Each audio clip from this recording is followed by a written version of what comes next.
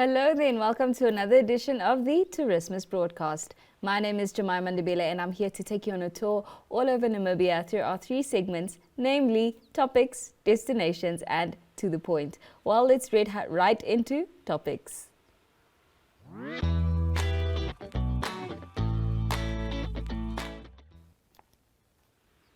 First up on our topics segment, we will be looking into the FNATA study and what it has revealed about the tourism industry's contribution to the GDP.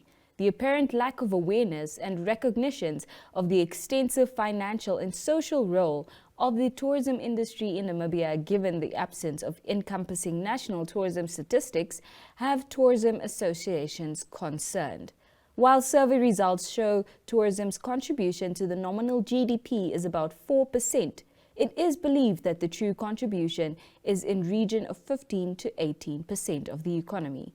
This is according to a socio-economic impact study on tourism in Namibia, which the Federation of Namibia Tourism Associations, also known as FNATA, commissioned Somini Storm to conduct.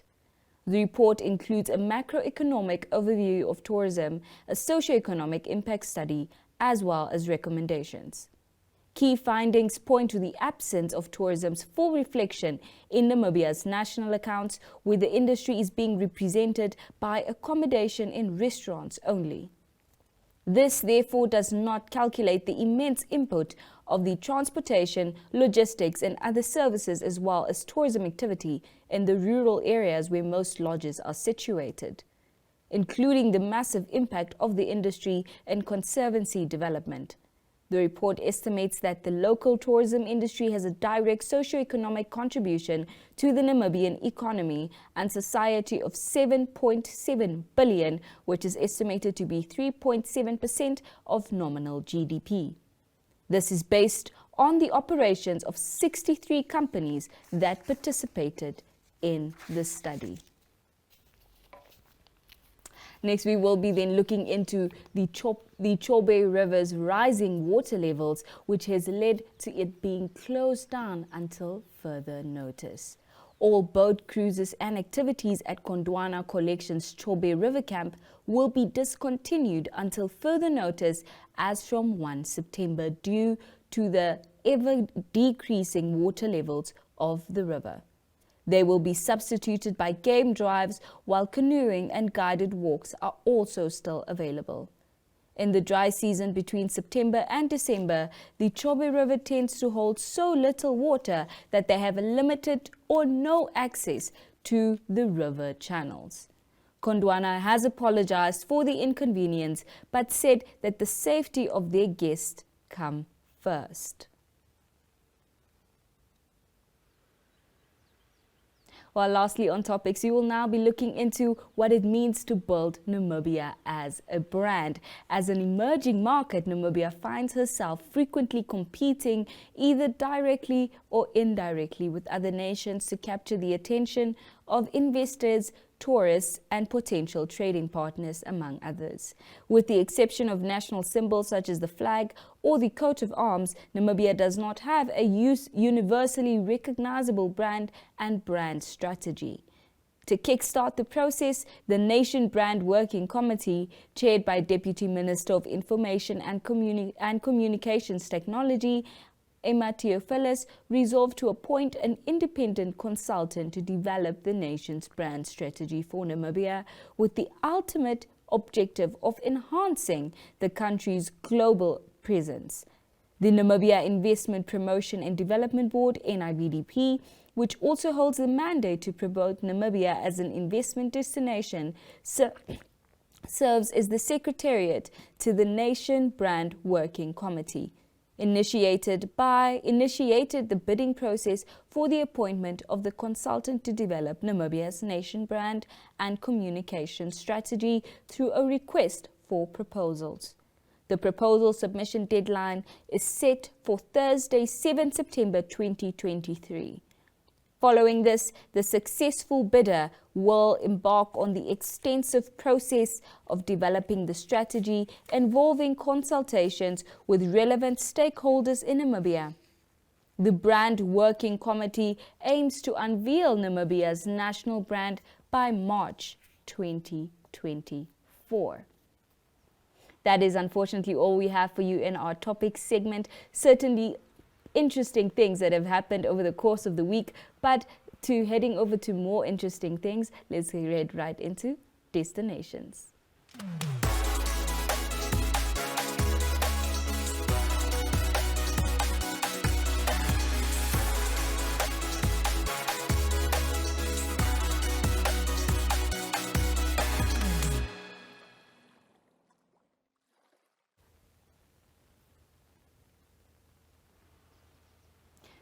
First up on destinations, we will then be taking a look at the beautiful coastal town of Swakop as informal traders find themselves elated at the prospect of the relaunch of the Kavita Arts and Crafts Center. Informal traders in Swakopmund were ecstatic after the Swakopmund Municipal Council relaunched the opening of Kavita Arts and Crafts Market located in the Swakopmund city center.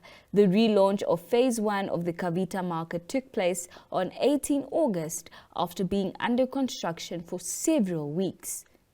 Let's watch as Swakopmund Mayor Dina Namubes and beneficiary Kawaya Kambongo speak at the official opening of the Kavita Arts and Craft Market. The reopening of Kavita Arts and Craft Market. I am delighted to welcome you, and I thank you sincerely for making time to be here this afternoon.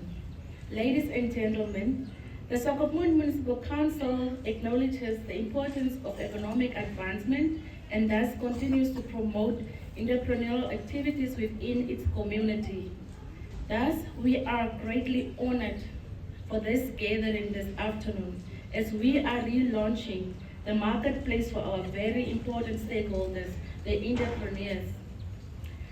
They say artists are creative and innovative beings. Ladies and gentlemen, as we are all aware, over the years, the selling of products on pavements and street corners as a means of ensuring their livelihood has become a norm for vendors, not only in Swakopmund but in Namibia as a whole.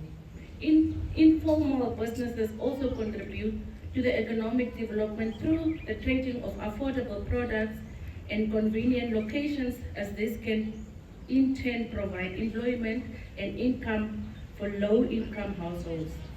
I believe this can empower marginalized members of society and contribute to fairer distribution of resources. This sector has expanded and has become a cherished part of local culture and even become a valuable tourist resource. Furthermore, arts and crafts can play a significant role in promoting tourism by attracting tourists to experience the unique cultural heritage of a place. Thus, we need to empower our entrepreneurs and craftsmen to be able to showcase their talents in our culture.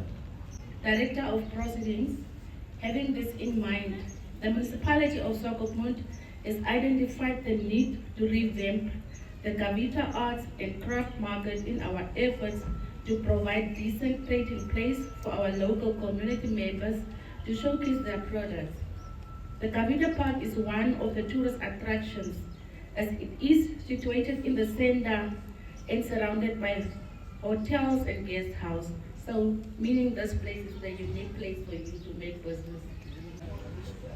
Revamped Kavita Park will include the following: space for a total of 62 vendors. Additionally, the Overhimba Cultural Group has been moved to a designated area which now forms part of the Arts and Crafts Market area, and currently 22 Overhimba traditional members have been provided with space to operate from. Tourists now move freely in the market without fear. Previously, there was a wall which made the market a bit isolated and the tourists didn't feel safe moving behind the wall. There is a bus terminal and parking area, making it easy for tourist bus to park next to the market. There has been sitting bench provided, creating a more relaxing and attractive environment for the vendor and the visitor. New ablution facility for the tourists and public, addressing the need for public toilets around the park and beach area. There is also a space for the Tourism Information Office, which will serve as one-stop information center, all relevant information for tourists. Is that not really good? Wow. Swakopmund Municipality.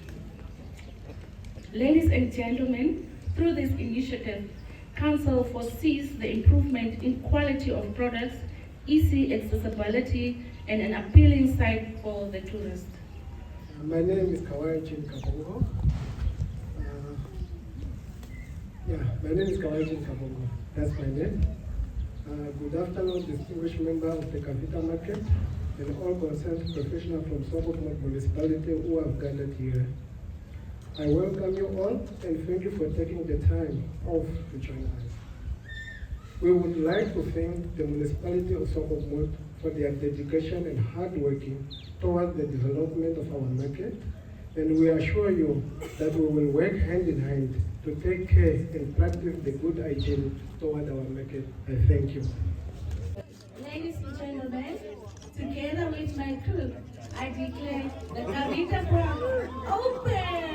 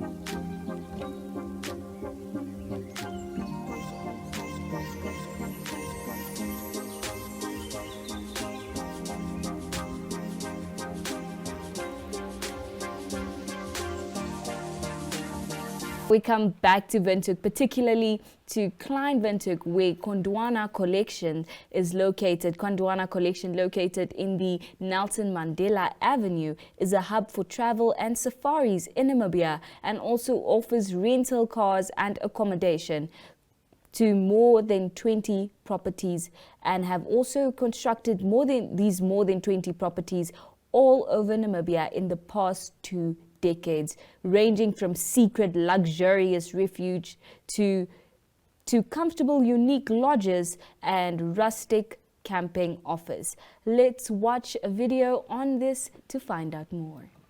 Hello viewers, my name is Doreen Hoff and I'm talking to Jessie Beckett of the Gondwana Collection. Jessie, Gondwana is one of those companies that just expands all the time, and of course the latest is Okapuka. Yes. Tell us a little bit about this. Well, we took over Okapuka at the end of last year as a joint venture with the Vlachberger family.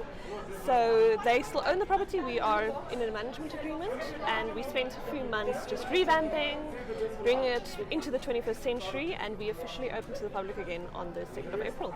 Okay, so it's early days. It's very early days. And the how are lodge is doing things really, going? really well. No, it's going really well.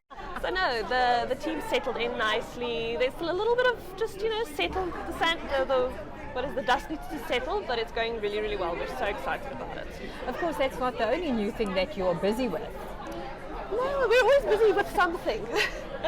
So no, well, we've got a couple of things that we're looking at, especially this year is our Gondwana Travel Centre. So for the first time, well, not for the first time, it's been running for a while, but we can now book third parties on behalf of other agents or direct clients. So we're just trying to expand our offering to the consumer as far as wide as possible so that we can support them in their needs. And how has that been going so far? So it's going really, really well. It takes its time, obviously, but in the last few years we've developed a really good project and the team, or the really good product, and the team is just, they gel beautifully. It's a really efficient team. It's amazing. That always helps. Yes. And foreign traffic? It's getting there. Okay. This year, in comparison to the last few years, is anyways worlds apart. It's amazing. We are talking about overbookings again for the first time in a long time. So we're quite excited about this year's high season, but we're even more excited about 2024 and the exciting times it holds for us. Well, at Gondwana there's always something new. So what do you suspect 2024 holds? I think it's going to be a fantastic tourism year for this country. I think we're going to beat 2019, is what my gut says, so I'm hoping that my gut feeling is right. But I think it's going to be a phenomenal tourism year for the entire country, and I think we can all, through collaboration, benefit from it. Fantastic. And then finally, what is your favorite lodge? Oh gosh, okay, that's always a tough one because you're not supposed to play favorites. But it has to be Namishosha River Lodge.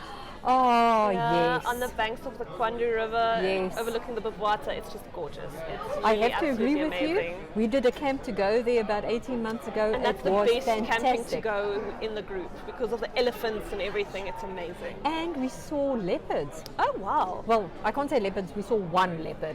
That's but we've never still seen more than a most leopard. people can say. Wow, that's amazing. Yeah, we had an awesome time. I'm so glad to hear that. Jessie, thank you. That's all we have time for at the moment. Well, that brings us to the end of destinations. Now let's head right into To the Point.